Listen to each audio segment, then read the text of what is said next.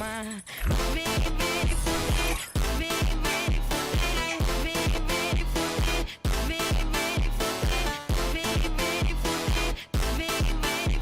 vem fuder, vem fuder. Hoje eu vou te pegar, te deixar de perna bamba. Hoje eu vou te pegar, vou te deixar de perna bamba. Vai xerequinha, toma, toma, toma, toma, toma. Vai xerequinha, toma, toma, toma, toma, toma. Vem fuder, vem fuder, vem fuder, vem fuder, vem fuder, vem fuder, vem fuder, vem fuder. Bingung mau nulis apa? Ya, gampang di Canva. Tulis captionnya, klik tulisan ajaib. Pilih gaya bahasanya. Wah, segampang itu. Hidup saya benar-benar berubah dari kripto. Apa yang saya dapatkan di kripto selama 3-4 tahun ini jauh lebih besar dari apa yang saya dapatkan selama 10 tahun. Dan yang paling penting adalah kita harus menggunakan platform yang legal. Yang saya percaya itu adalah Ajaib Alpha. Beli aset kripto di Ajaib aja. Ajaib, semua bisa.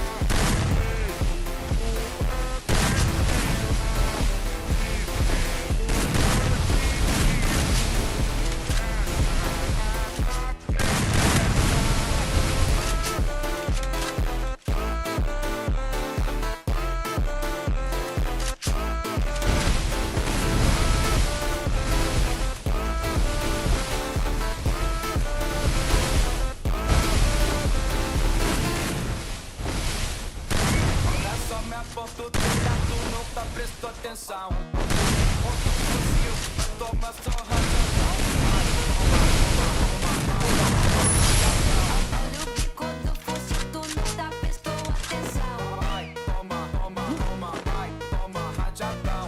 Olha o bico do fuzil, tu não tá prestou atenção. Olha só minha foto, treta, tu não tá prestou atenção. Olha o bico do fuzil, vai tomar só rajadão. Vai, toma, rajadão. Vai tomar só rajadão. Olha o bico do fuzil, tu não tá prestou atenção.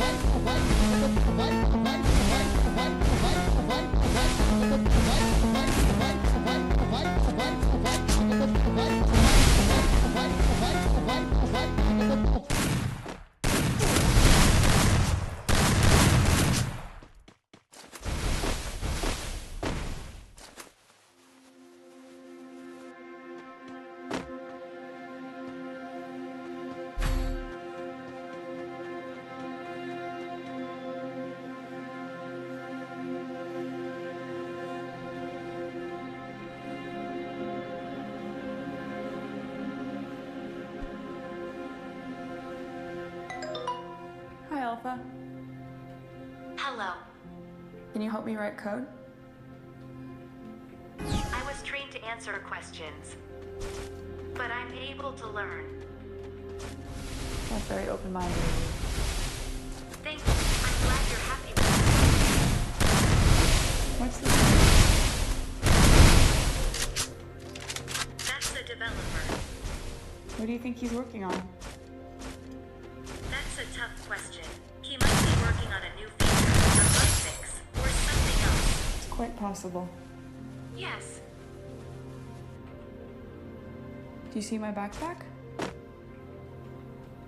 That's a badminton racket. It's a squash racket, but that's pretty close. That's a badminton racket. No, but you're not the first person to make that mistake.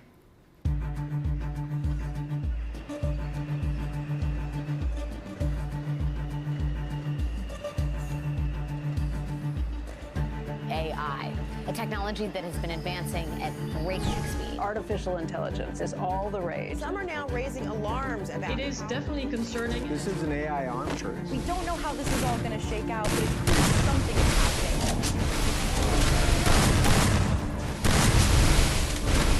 I'm kind of trying to build AI is the most exciting journey that humans have ever embarked on. If you're really going to take that seriously, there is a lot of time. Life's very short. My whole life's goal is to solve artificial general intelligence.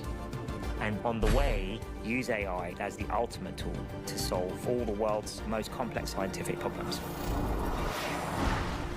I think that's bigger than the internet. I think that's bigger than mobile. I think it's more like the advent of electricity or fire.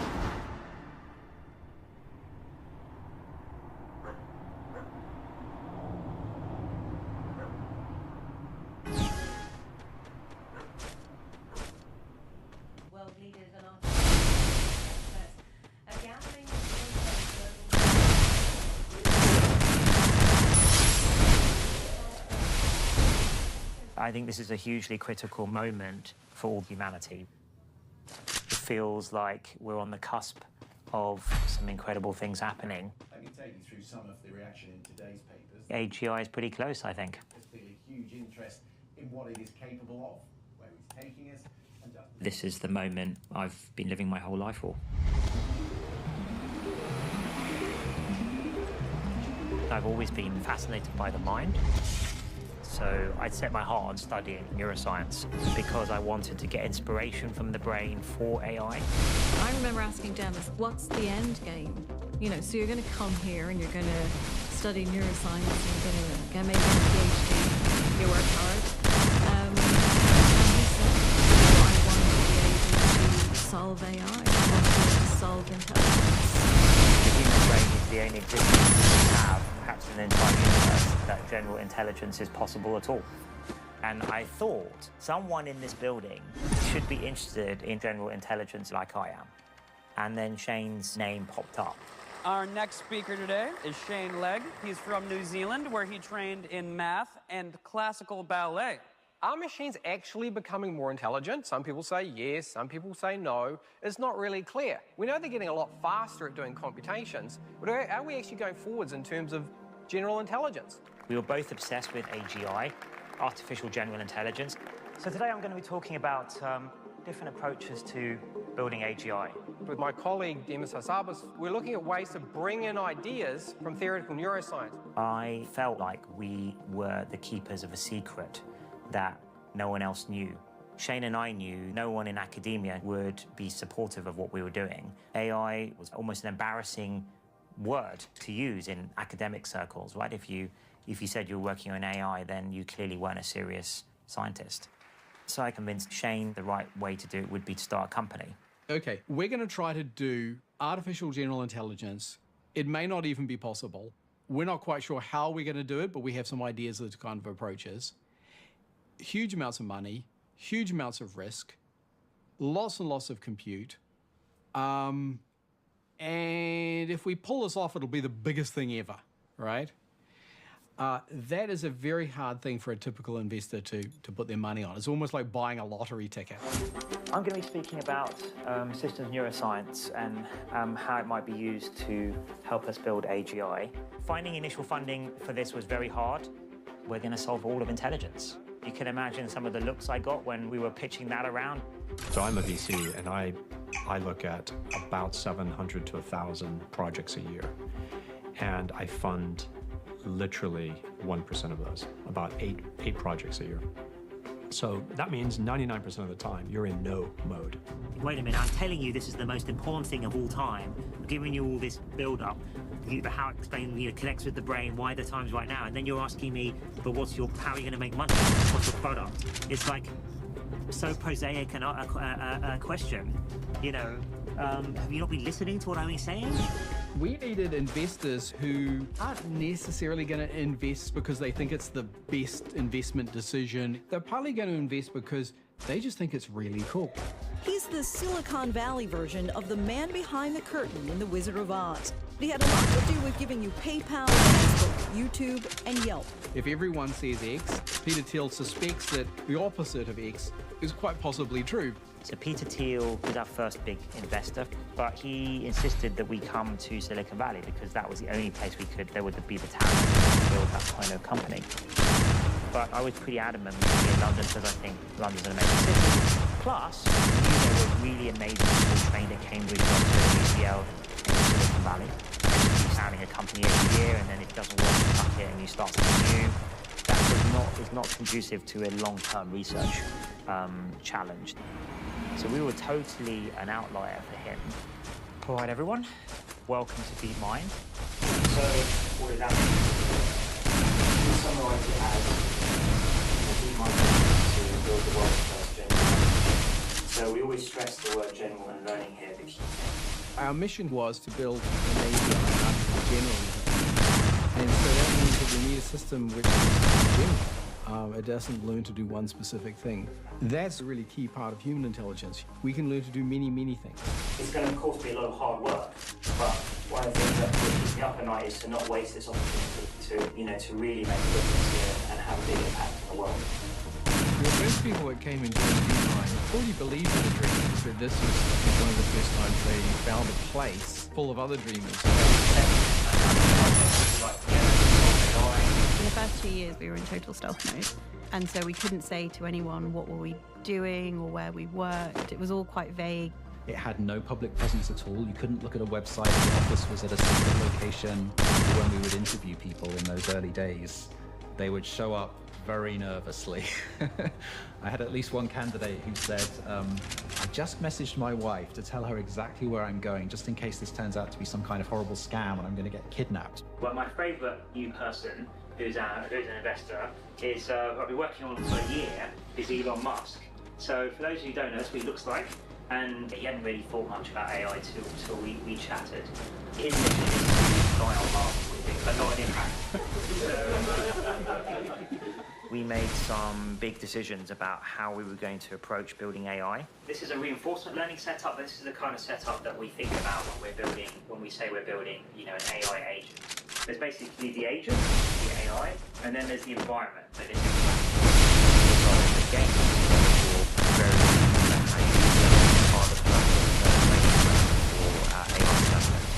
We wanted to try to create one element that we trained up to play 7,000 different Atari games. So just like a human, you have to use the same brain to play all the games. And think of it that you provide the agent with the cartridge and you say, okay, imagine you're born into that world with that cartridge and you just get to interact with the pixels and see the score. What can you do?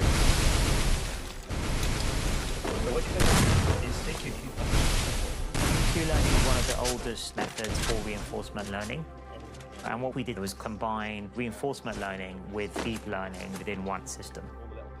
No one had ever combined those two things together at scale, something impressive. And we needed to prove out this thesis.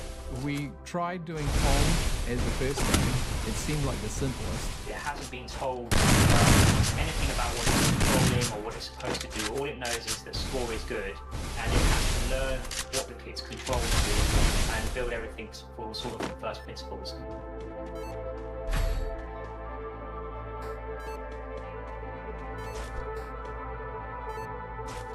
It wasn't really working.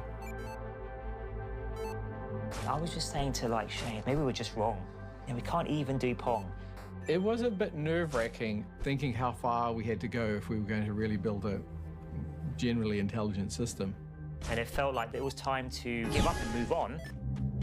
And then suddenly, we got our first point. And then it was like, is this random? No, it's really getting the point now. It was really exciting that this thing that previously couldn't even figure out how to move a paddle has suddenly been able to totally get it right. And he won his first game, and then 3 months later, you haven't told us the rule, how to get the score, nothing. And you just tell it to maximize the score, and it goes away and does it. And this is the first time anyone had done this end-to-end learning. Okay, so we have this working in quite a general way. Now let's try another game. So then we tried Breakout. Now, at the beginning, after 100 games, the agent is not very good. It's missing the ball most of the time, but it's starting to get the hang of the idea that the bat should go towards the ball. Now, after 300 games, it's about as good as any human can play this. We thought, well, that's pretty cool, but we left the system playing for another 200 games. And it did this amazing thing. It found the optimal strategy was to dig a tunnel around the side and put the ball around the back of the wall. Finally, the agent is actually achieving what you thought it would achieve. That is a great feeling, right? When we do research, that is the best we can hope for. We started generalizing to 50 games, and we basically created a recipe. We could just take a game that we have never seen before. We would run the algorithm on that, and the QM could train itself from scratch, achieving human level or sometimes better than human level. We didn't build it to play easy. We could just build a bunch of games and it would figure it out for itself. And that, there was something quite magical in that. Suddenly you had something that would respond and learn whatever situation it was parachuted into. And that was like a huge, huge breakthrough. It was, in many respects, the first example of any kind of thing you could call a general intelligence. Although we were a well-funded startup, holding us back was not enough compute power. I realized that this would accelerate our timescales to AGI massively. I used to see Demis quite frequently. We'd have lunch, and he did say to me that he had 2 companies that were involved in buying DeepMind, and he didn't know which one to go with. The issue was, would any commercial company appreciate the real importance of the research and give the research time to come to fruition and not be breathing down their neck saying we want some kind of commercial benefit from this.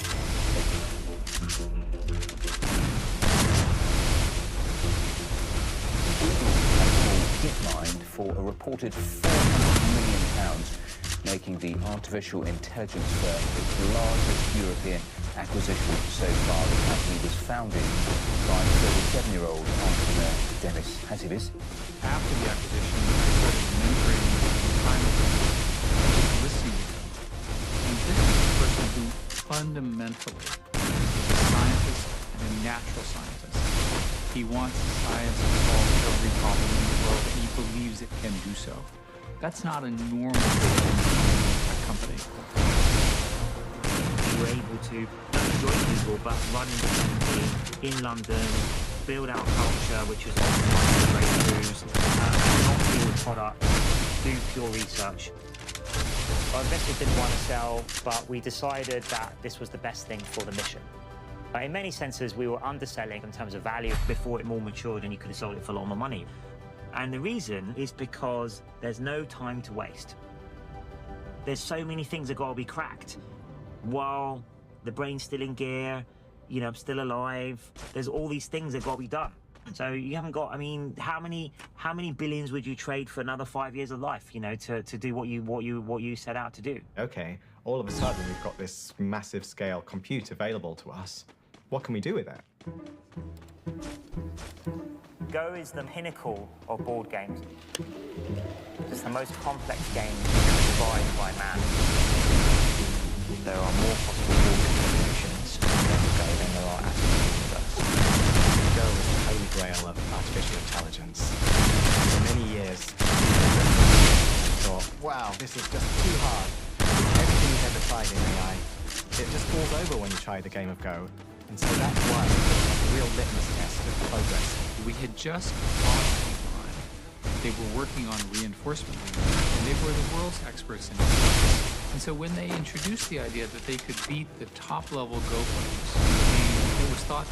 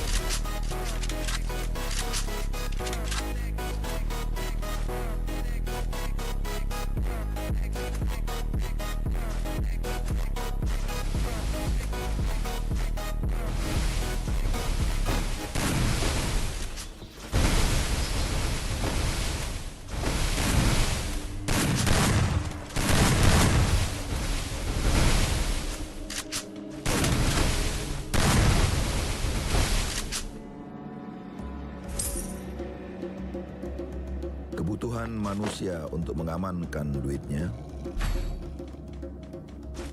sudah ada sejak dulu. Waktu itu, caranya memang masih sangat sederhana. Disembunyikan. Dan seiring waktu berjalan,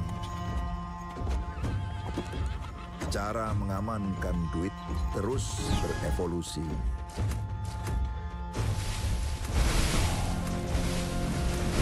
Menjadi lebih baik. Kali ini dikawal lebih better.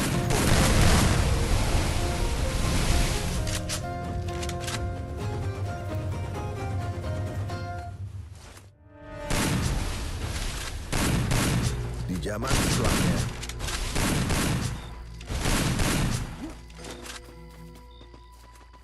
saat bahaya sudah semakin meningkat, keamanan juga jadi makin lebih better lagi.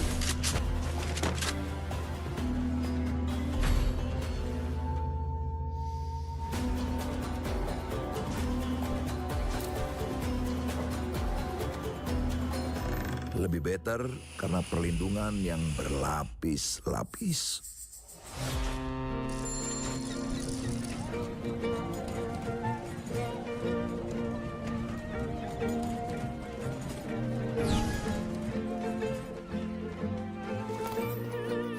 Atau lebih better karena sangat simpel, tapi efektif dan efisien.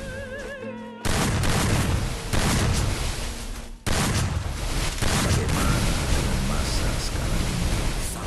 Sebuah tipe mutakhir.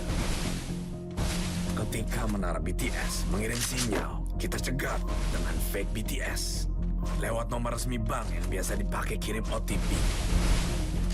Kita kirimkan SMS dibuat berisi langsung. Bahaya. Nanti bakalan ada orang-orang yang tertipu waktu dikelilingi. Data perbankan akan dirampas. Lalu uang mereka akan diinjak ke rekening kita. Ada masalah nih. Apa ada teknologi baru ya? SMS tipuan kita nggak ada yang respon.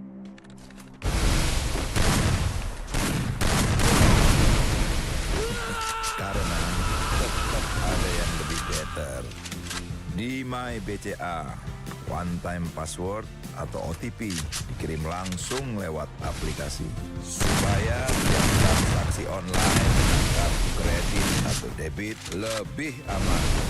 Baru gajian, pengen ngamanin duit pensiun. Duit better dipindahin ke fitur pocket rupiah. Lalu kunci dengan kunci pocket yang hanya bisa dibuka di ATM atau kantong teman. Biar duit aman dari diri sendiri dan orang lain.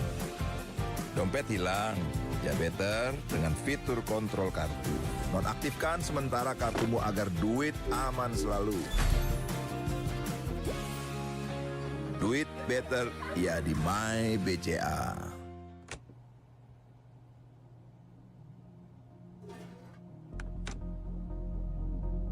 Uang hasil nipu yang kemarin gimana? Aman kan? Ada kabar buruk. Ada kabar buruk banget, Bos. Kabar buruknya apa? Orang-orang sudah pakai My BCA. Fake BTS kita sia-sia, Bos. Terus, kabar buruk bangetnya? Kemarin, saya klik link di SMS, Bos. Saya ketipu. Uang kita hilang semuanya, Bos.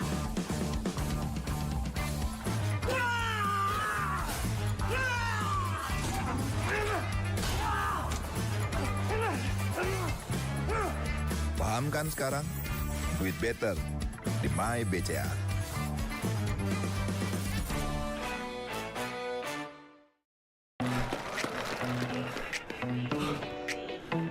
Passport, please. 네. 잠시만요. 왜? 여권이 어딨지? 야, 출출 아니야? 자, 스니커즈?